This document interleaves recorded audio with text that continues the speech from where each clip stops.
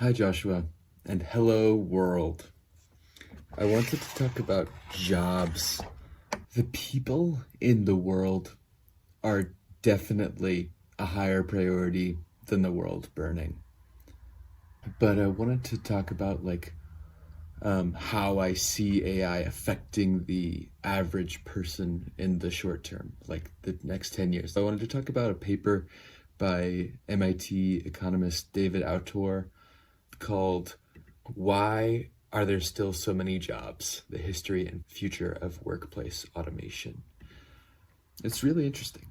The reason why I chose this paper is because it's from 2015, so it's written before the advent of large language models really making their debut. And so and people say, including Autor, say that new tech makes new jobs. So I wanted to use an article written before the advent of AI to see if what they thought the mechanism for new tech making new jobs was, and see if that still applies to the kind of AI that we have now. Because if X is the reason why new tech does make new jobs or maintains old ones, but X does not apply to AI, then it's unreasonable for us to expect AI to make new jobs or maintain old ones. Autor says that he groups jobs into low, middle, and high skill occupations, and each of those has wage discrepancies inside of it and between them. And he describes the automation of the latter part of the 20th century as the hollowing out of middle skill occupations. For example, sales jobs became much more efficient, and tax and census entry jobs became much more efficient with the advent of computers.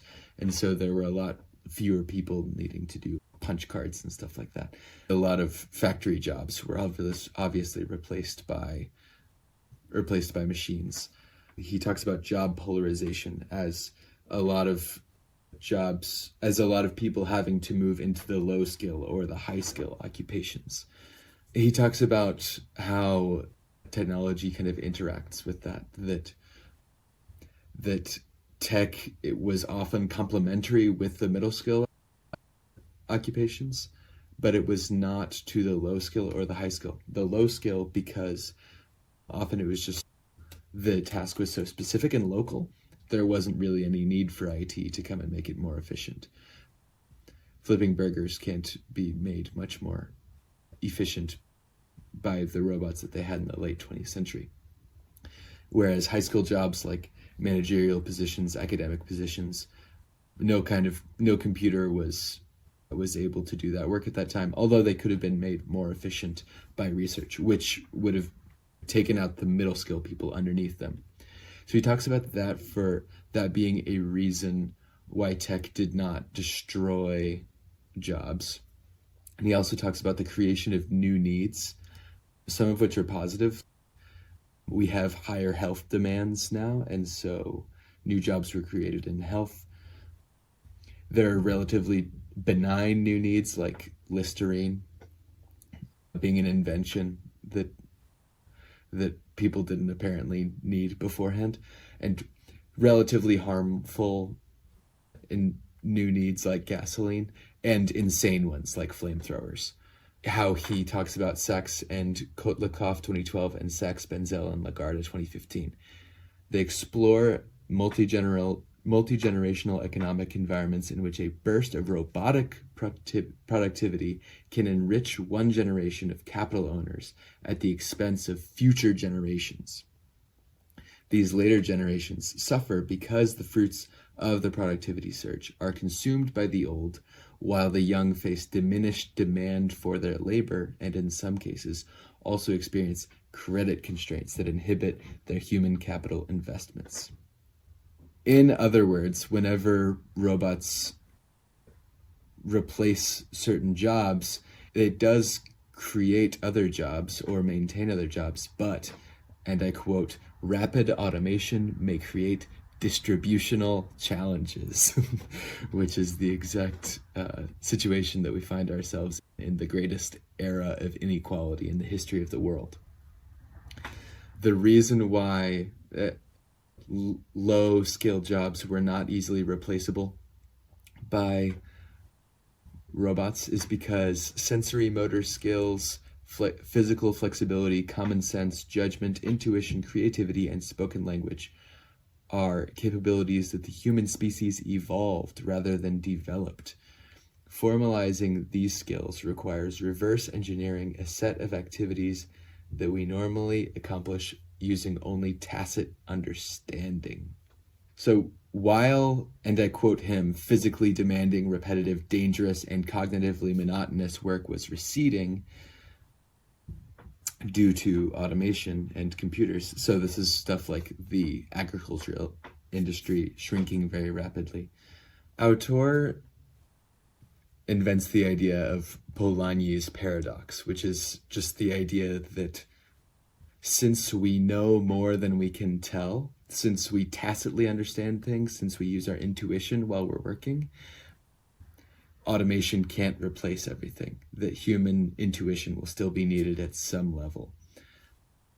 Which is why he says that sensory motor skills, physical flexibility, common sense, judgment, intuition, creativity, and spoken language are capabilities that the human species evolved rather than developed. Formalizing these skills requires reverse engineering a set of activities that we normally accomplish using only tacit understanding, which he says that computers at that time were incapable of doing, which they were. Computers were given a set of procedures to follow. He even states specifically, communicating fluently in spoken language presents daunting challenges for automation. However, that is no longer the situation that we are in. And he even notes at the end of his article that machine learning is a way for automation to learn the rules, to gain a tacit understanding. And what better way than the same ways that human babies learn to gain tacit understandings, which is through large data sets of language of the people that they're watching around them. And so this is why AI is different from the normal test cases that people talk about an automation process happening in. The way that it typically goes is people perform a task as an artisan. So this would be things, the traditional arts, blacksmithing, hand weaving things, being replaced by an automated process that still uses humans at every stage. So this would be like the early Ford factories with conveyor belts and all that stuff, assembly lines. And then the third is after they have perfected every step in that process through trial and error, through using humans, through maximizing inputs, then they can take those perfected movements and perfectly replicate them in a machine.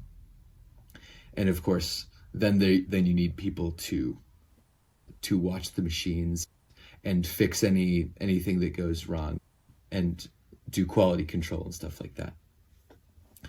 However, this does not apply to AGI. Of course, hardware takes longer than software, but given that so many of us now do jobs in which a main part of our jobs is interpersonal communication and sitting in front of a computer, we are already being the training sets for how to optimize our work in those respects.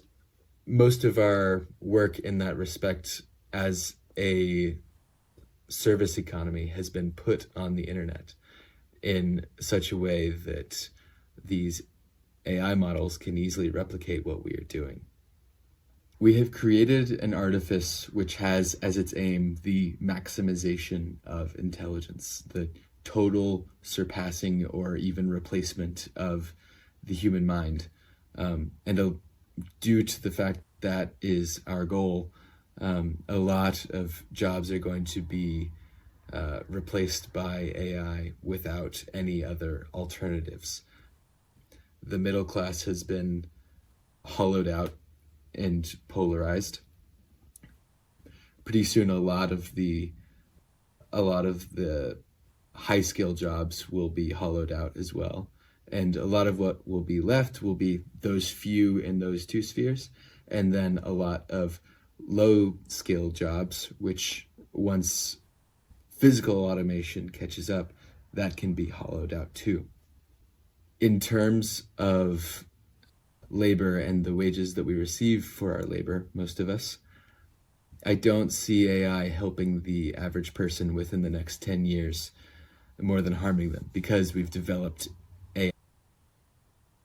because we have started developing AI and immediately turned it into an arms race, rushing headlong into danger. I do think that it is still valid to propose the idea of boycotting AI in general, or particular AI firms, OpenAI, until it becomes more helpful than harmful. Until these firms learn that we demand that they slow down and make sure that the firms that they're selling software to aren't just using it to replace us. I want to do a strange outro, which is that I want to affirm that AI is extremely cool. And people are doing really cool things with it.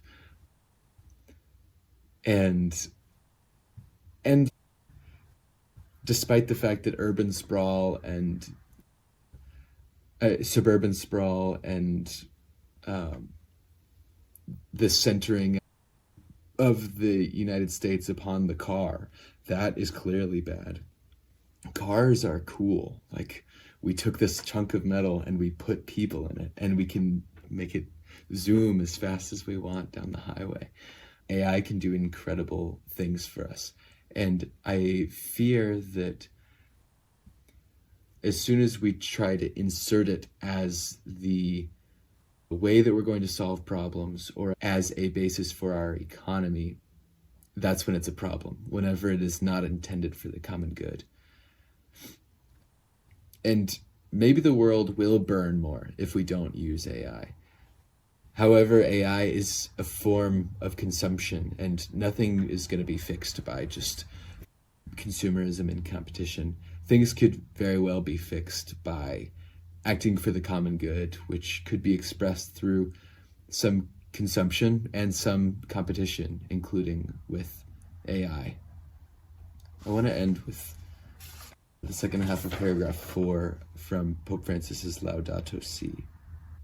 Blessed Pope Paul VI stressed the urgent need for a radical change in the conduct of humanity, inasmuch as the most extraordinary scientific advances, the most amazing technical abilities, the most astonishing economic growth, unless they are accompanied by authentic social and moral progress, will definitively turn against man.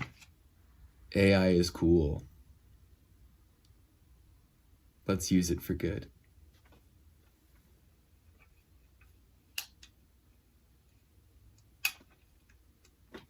Unless we decide to burn it down. Always an option.